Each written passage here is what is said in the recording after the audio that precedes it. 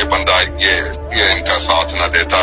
ان دشمنان ملک کا مطلب ظلم ہے جو کچھ نواز شریف وغیرہ نے اور زرداری نے پاکستان کے ساتھ کیا ہے.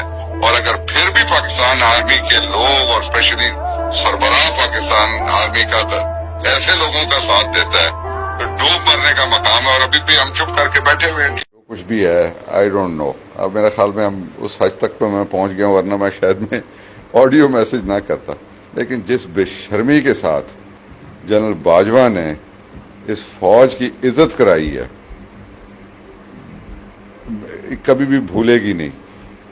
ایک دن ہم سب فوجی بھول جاتے ہیں کہ ہم نے ریٹائر ہونا ہے اور پھر ہم نے ایک دوسرے کو فیس کرنا ہوتا ہے.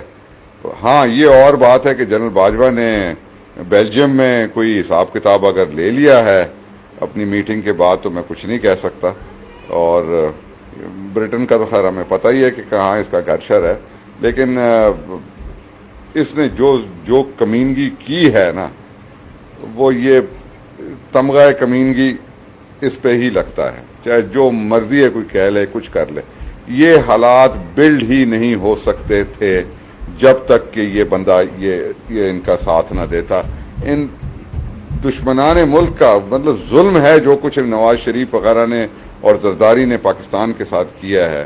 اور اگر پھر بھی پاکستان آرمی کے لوگ اور اسپیشلی سربراہ پاکستان آرمی کا ایسے لوگوں کا ساتھ دیتا ہے تو ڈوب مرنے کا مقام ہے. اور ابھی بھی ہم چپ کر کے بیٹھے ہوئے ہیں. ٹھیک ہے بادشاہ کوئی بات نہیں، ایک اور پلاٹ دلوا لیں گا یا کسی کی پلاٹ ہوگا یا کسی کو کہیں فوجی فاؤنڈیشن میں نوکریوں کے چکر پڑ گئے ہوں گے، کوئی کسی کے ٹھیکے کے چکر پڑ گئے ہوں گے. یہی ساری باتیں ہوتی ہیں. چپ کر کے بیٹھے رہتے ہیں، ساری زندگی بیٹھے رہو گے، بعد میں رونے سے کوئی فرق نہیں پڑتا.